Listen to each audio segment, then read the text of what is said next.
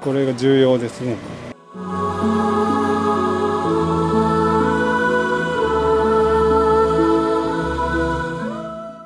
切れたところを定規にしながら。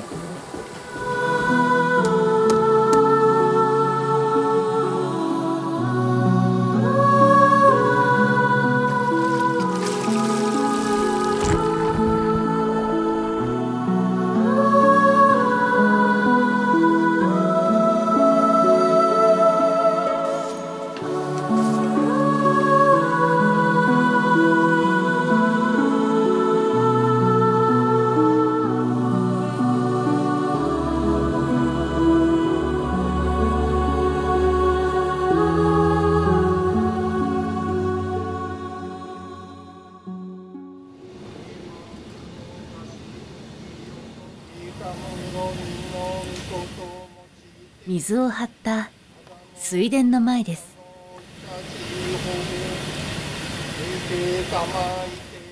秋の豊作を祈ります。今のうちに水の取り込み口におまじないをします。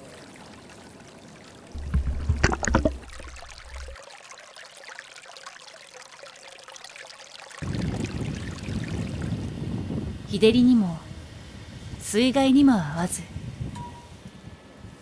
病気にも虫食いにも合わないことは古くから変わらない人々の願いです。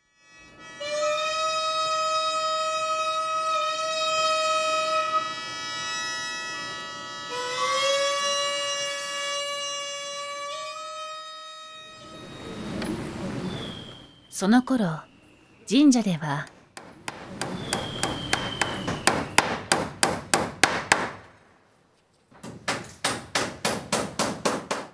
古い檜皮がすべて剥がされました。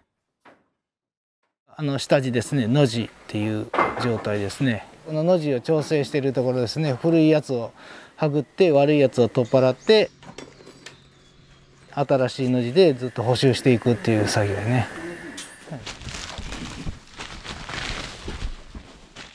ヒノキの皮で覆われていた屋根、すべて取り払われ、露地と呼ばれる屋根の土台が丸見えの状態です。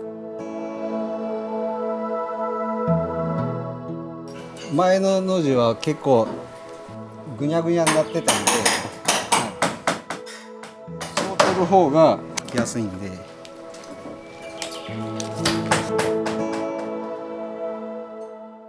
並びを揃え、新しいの字に取り替えます。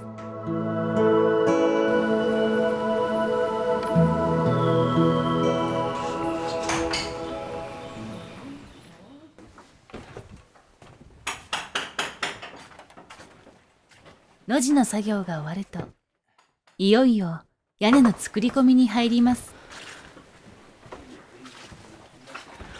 これは蛇腹やね。こっちがまあ一部ですけどね。これがずっと向こうまでつながっていくっていう状態ね。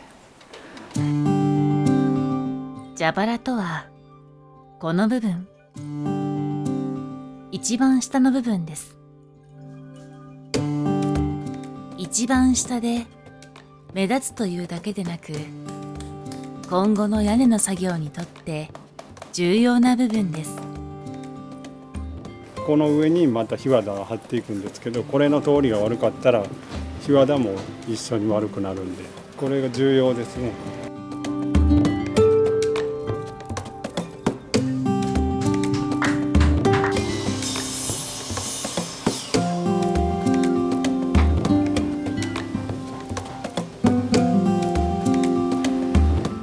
蛇腹は板を斜めに取り付けることで独特の装飾となります。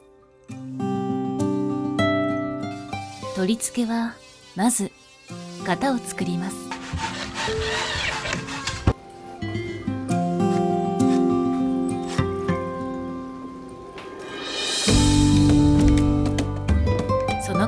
板を並べ蛇腹が出来上がります。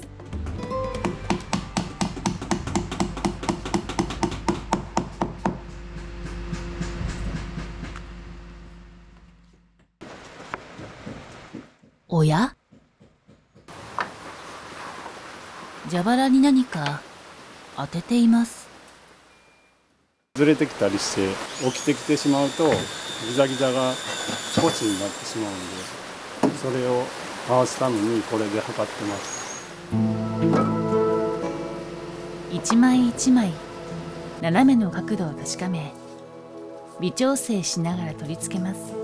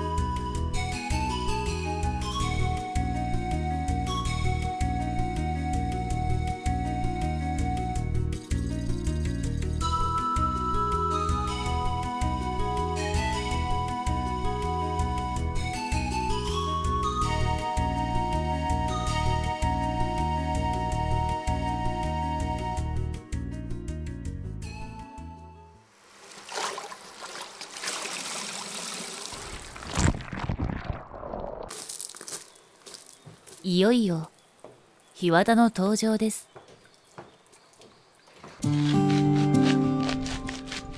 檜皮とは文字通りヒノキの皮です。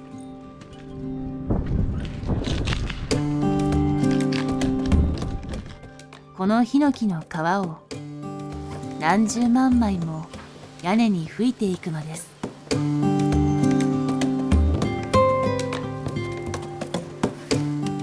できたばかりの蛇腹の上に檜皮を乗せます。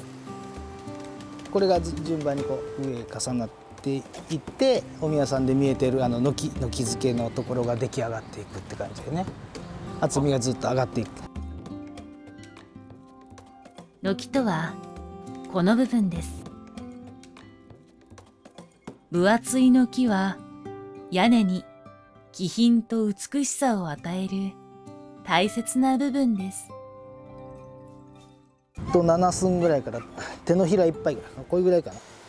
隙間が開かないようにきっちり詰まった状態でつけていくっていうのが一番きつかどうかな。重なる部分を丁寧に揃えて少しずつ檜皮をつけます。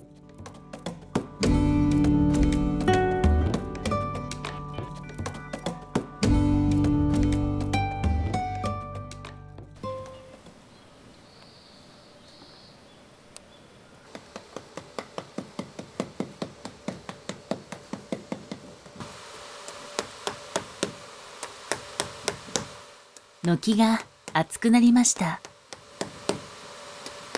しかし厚みが増しただけで断面がきれいではありません。出来上がりはこうなります。断面がピシッと揃うのです。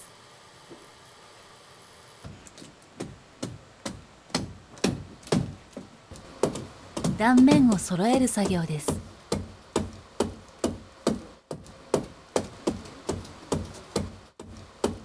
使うのは蝶菜。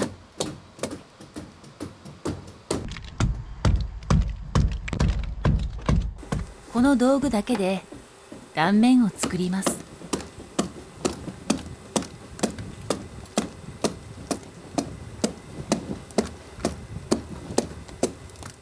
この下の板の部分をもうやってしまったらもうやり直しになってしまうんで、そこを傷つけないようには気をつけてますけど、あとはもう隣に合わせて切っていくだけですね。切れたところを定規にしながら。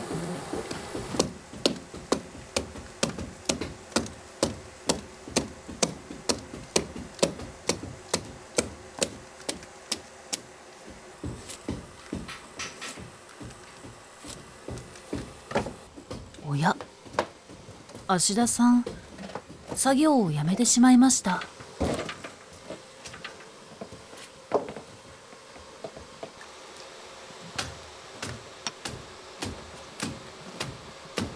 刃を研ぐのを1日どのくらいやるんですか？